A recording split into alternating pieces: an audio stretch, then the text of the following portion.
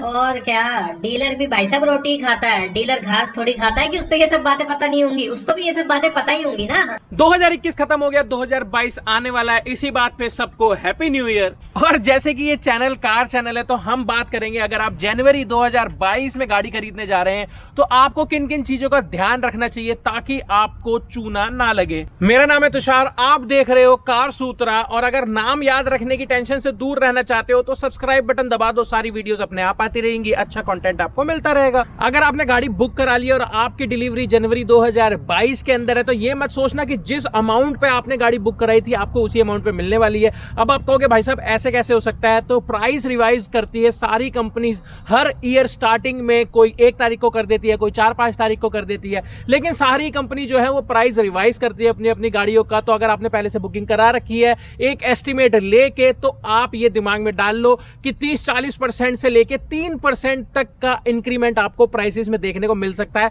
और वो आपको पैसे देने पड़ेंगे, क्योंकि ऐसा कोई प्रोटेक्शन रूल इंडियन गवर्नमेंट ने अभी तक तो कंज्यूमर्स के लिए नहीं बनाया है, खास करके जो गाड़ियां खरीद रहे हैं। और अगर आप जनवरी में गाड़ी खरीद रहे हो तो मैं कह रहा हूं थोड़ा सा रुक जाओ, मार्च तक का इंतजार करो, क्योंकि देखो जनवरी में आप गाड़ी खरीदोगे प्राइस हाइक तो हो ही जाएगा। इसके बाद आपको थोड़े बहुत भी अगर जो डिस्काउंट्स की उम्मीद होती है वो मिलते हैं मार्च के आसपास। तो 1-1.5 महीना रुक जाओ, 2 महीना रुक जाओ, मार्च में थोड़े से डिस्काउंट आने की उम्मीद है, उस समय पे आप ले सकते हो अगर आप जनवरी में ही गाड़ी ले रहे हो। अगर आप जनवरी में डिलीवरी ले रहे हो तो इस चीज का जरूर ध्यान रखना कि आपकी गाड़ी की मैन्युफैक्चरिंग ईयर कौन सा है।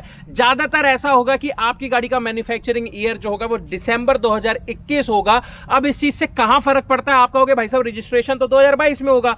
भाई साहब मैं आपको बता दूं, जब आप गाड़ी खरीदते हो तो जब रजिस्ट्रेशन होता है आपकी गाड़ी का वो तो तब आप खरीदते हो, उस हिसाब से होता है। लेकिन जब आप सेकेंड हैंड मार्केट में अपनी गाड़ी बेचने जाते हो तो वहां पे देखा जाता है मैन्युफैक्चरिंग ईयर, और उस हिसाब से आपकी गाड़ी का एज जो है वो आकी जाती है। अब अगर आपकी गाड़ी की मैन्युफैक्चरिंग ईयर जो है वो दिसंबर 2021 की होगी या नवंबर 2021 की होगी तो सेकेंड हैंड कार मार्केट में आपको आपकी गाड़ी के कम प्राइसिंग मिलेगी। इसलिए थोड़ा सा होल्ड कर लो, या तो एक चीज चेक कर लो कि भाई साहब मैन्युफैक्चरिंग ईयर कौन सा है। अगर पिछले साल का है तो उससे क्या, तो भाई साहब मैं पैसे तो पूरे दे रहा हूं ना, तो पैसे पूरे दे रहा हूं तो भाई साहब मुझे 2021 की मैन्युफैक्चरिंग दे दो, क्योंकि फ्यूचर में मैं क्यों जाके वहां पे नुकसान झेलूंगा। नहीं मानता तो उससे कहना ठीक है भाई साहब आप मुझे इस पे डिस्काउंट दे दो, क्योंकि 2021 की जो है मैन्युफैक्चरिंग में खरीद रहा हूं, इवेंचुअली मुझे फ्यूचर में जाके नुकसान ही होना, तो आप मुझे यहां पे आज डिस्काउंट दे दो।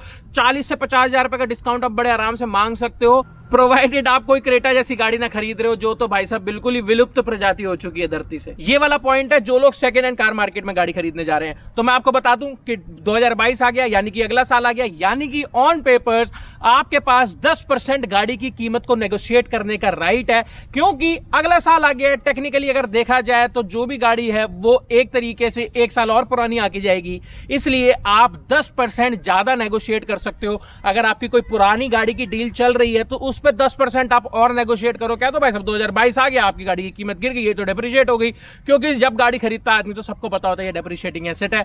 इसलिए अगर आप सेकेंड हैंड गाड़ी खरीद रहे हो तो इस चीज का फायदा जरूर उठाना। बात कर लेते हैं डिस्काउंट्स की, तो हो सकता है आपको कुछ डीलरशिप्स कुछ गाड़ियों पे डिस्काउंट दे दें, लेकिन मेरे हिसाब से अगर आपको किसी गाड़ी पे डिस्काउंट मिल रहा है ना तो आपके कान खड़े हो जाने चाहिए और आपको ये चीज जरूर चेक कर लेनी चाहिए कि भाई साहब गाड़ी के अंदर कुछ गड़बड़ तो नहीं है। यानी कि इस समय पे वैसे भी डिस्काउंट्स नहीं चल रहे हैं, सारी कंपनियों की गाड़ियां जो है वो शॉर्ट चल रही हैं सेमीकंडक्टर की वजह से। इसके बावजूद भी अगर आपको डिस्काउंट्स मिल रहे हैं तो कुछ तो फिशी है।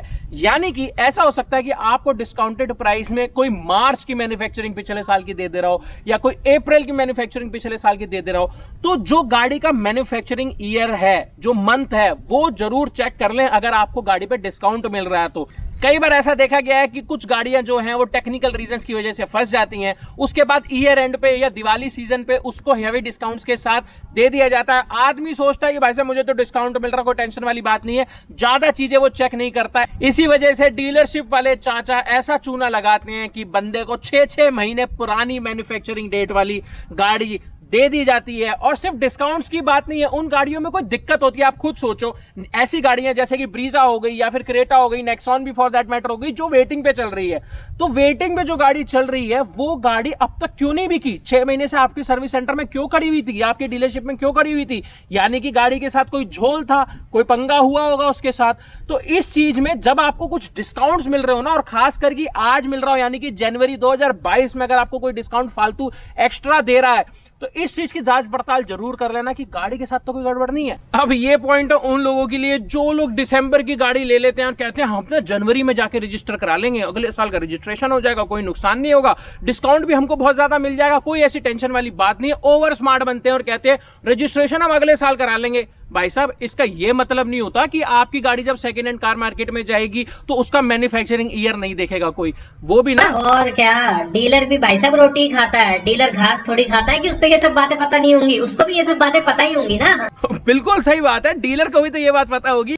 और जब डीलरों को भी ये बात पता होती है तो भाई साहब ये एक मिथ है कि आप दिसंबर में गाड़ी ले लो और अगले साल जाके उसको रजिस्टर करा लो तो कोई ज्यादा फर्क नहीं पड़ेगा। तो ये एक मिथ है कि आप दिसंबर में गाड़ी ले लो और जनवरी में जाके अगले साल रजिस्टर करा लो तो वो अगले साल की गाड़ी हो जाएगी। ऐसा कुछ नहीं है, आपकी गाड़ी बराबर डेप्रिशिएट होगी, नुकसान आपको बराबर होगा। इसलिए नए मैन्युफैक्चरिंग ईयर वाली गाड़ी लेना मैं प्रेफर करूंगा अनटिल अनलेस मुझे बहुत ज्यादा हैवी डिस्काउंट्स नहीं मिल रहे हो, और ये चेक करके कि गाड़ी जो है वो दिसंबर या नवंबर ही मैन्युफैक्चरिंग हुई है। ऐसा नहीं हो कि अप्रैल मैन्युफैक्चरिंग की गाड़ी मैं अगले साल फरवरी में या जनवरी में ले लूं। जाते जाते एक टिप दे देता हूं, अगर आप अपनी गाड़ी बेचने जा रहे हो सेकंड हैंड कार मार्केट में और आपकी सर्विस हिस्ट्री टिच है, यानी कि आपकी गाड़ी की सारी सर्विसेज जो है वो सर्विस सेंटर में हुई हैं, तो आप 30 से 40 हजार रुपए एक्स्ट्रा ले सकते हो अपनी गाड़ी के लिए, क्योंकि वहां पे आपने एक्स्ट्रा खर्च भी किया है और गाड़ी में मेंटेनेंस आगे सरप्राइज मेंटेनेंस जो है वो लेने वाले को नहीं आएगा। ये चीज अगर आप समझाएंगे तो वो भी समझेंगे, जो डीलर है या फिर जो इंडिविजुअल है जिसको आप बेच रहे हो वो भी समझेगा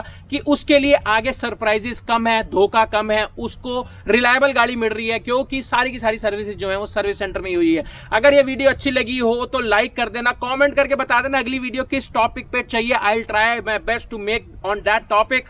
इसके अलावा थैंक्स फॉर वॉचिंग।